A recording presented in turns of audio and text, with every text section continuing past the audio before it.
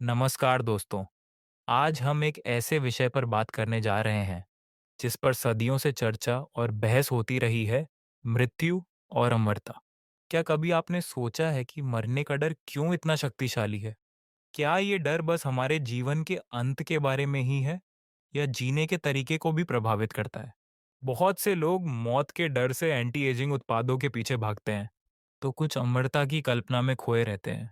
आज के एपिसोड में जानेंगे मृत्यु और अमरता के बीच द्वंद्व, थानाटोफोबिया और एपीरोफोबिया क्या है, प्राचीन कथाओं और पौराणिक किस्सों में अमरता की कथा, लंबी उम्र की चाहत, वरदान या अभिशाप। तो आइए शुरू करें ये रोमांचक और सोच उत्तेजक सफर। मृत्यु और मरने के बारे में बहुत चर्चा और बहस होती है, और हम में से अधिकांश लोग अंत से बहुत डरते हैं। क्या यह दर्दनाक होगा? क्या अंत अचानक और शांतिपूर्ण होगा या हिंसक?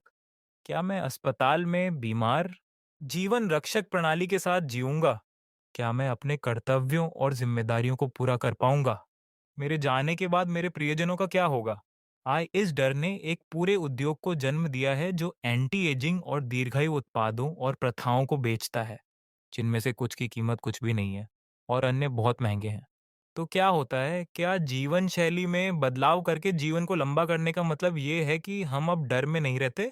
हकीकत में हम में से ज्यादातर लोग जीने से उतने ही डरते हैं जितने मौत से। क्या होगा अगर मैं लंबे समय तक जीऊं, कमजोर और विकलांग हो जाऊं? और क्या होगा अगर मैं अपने भरण पोषण और रोजमर्रा के कामों के लिए पूरी तरह दूसरों पर निर्भर हो जाऊं? क्या होगा अगर मैं लंबे समय तक जीऊं लेकिन मेरे जीवन की गुणवत्ता बहुत खराब हो? जीने के इस तरह के डर को एपिरोफोबिया कहा जाता है, अस्तित्व के तीव्र डर की विशेषता, जो अक्सर अनंत जीवन के बारे में अस्तित्वगत भय से जुड़ा होता है, चिंता विकारों से जुड़ा होता है।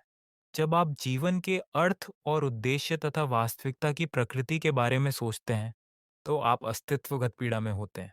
लंबी उम्र जीने का कोई मतलब नहीं है, क्योंकि आप जीवन के निरंतर भय में जीते हैं। आप हर दिन हजारों बार मरते हैं। जो लोग मृत्यु के भय में जीते हैं, उनके भय को थानाटोफोबिया कहा जाता है। आपको घबराहट के दौरे पड़ सकते हैं, यह सोचकर कि आप कैसे और कब मर सकते हैं, आपके मरने के बाद क्या हो सकता है, मृत्यु के बाद क्या है वगैरह।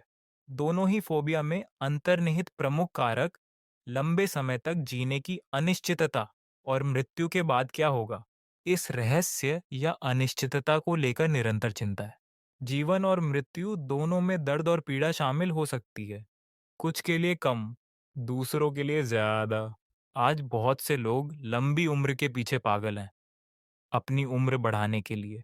विशेषज्ञों का कहना है कि लंबी उम्र के बजाय अच्छे स्वास्थ्य को लक्ष्य बनाना अधिक व्यावहारिक होगा, क्योंकि इससे गतिशीलता कम हो सकती है और बीमारियां बढ़ सकती हैं। एपीरोफोबिया से पीड़ित लोग सोचते हैं कि क्या वे अपने बच्चों पर बोझ बन जाएंगे। हिंदू पौराणिक कथाओं में ऐसे उदाहरण हैं जहां लोग अमृता का वरदान पाने के लिए तपस्या करते हैं या फिर चिरंजीवी कहलाते हैं, जो कलयुग के अंत तक जीवित रहते हैं। 8 अमर देवता हनुमान, अश्वत्थामा, परशुराम, महाबली, व्यास, विभीषण, कृपा और मार्कंडेय हैं। ग्रीक पौराणिक कथाओं में देवी सेलेना, जो एक खूबसूरत चरवाहे एंडीमियन से पहली नजर में प्यार कर बैठी थी, ने जियूस से उसे अमृता का वरदान देने के लिए कहा। जियूस ने उसकी इच्छा पूरी कर दी, लेकिन एंडीमियन को हमेशा की तरह सुंदर और होठों पर मुस्कान के साथ सोते रहने दिया।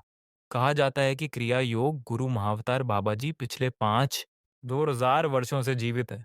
हिमालय में ध्यान करने वाले साधकों द्वारा वर्षों से बाबा जी के शारीरिक दर्शन की सूचना दी गई है।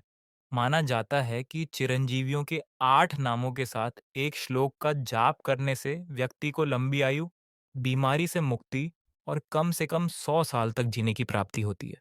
जीवन के अमृत की खोज हजारों सालों से जारी है, लेकिन अमर होना एक उपहार है या अभिशाप, इस पर अभी भी बहस जारी है।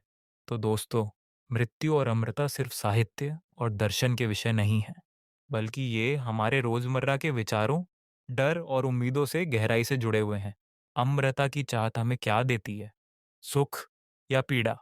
शायद महत्वपूर्ण ये है कि हम अपनी जिंदगी को अर्थपूर्ण, संतुलित और प्रेमपूर्ण बनाए, न कि सिर्फ लंबा। जैसा संत कबीर कहते हैं, मृत्यु का स्मरण अमृता की कुंजी है। अपने डर को पहचानिए, उसे स्वीकारिए, क्योंकि वही साहस और सच्चे जीवन की ओर पहला कदम है। अगर आपको ये वीडियो पसंद आया हो तो लाइक, शेयर और सब्सक्राइब ज़रूर करें। फिर मिलेंगे एक नए विषय के साथ। धन्यवाद।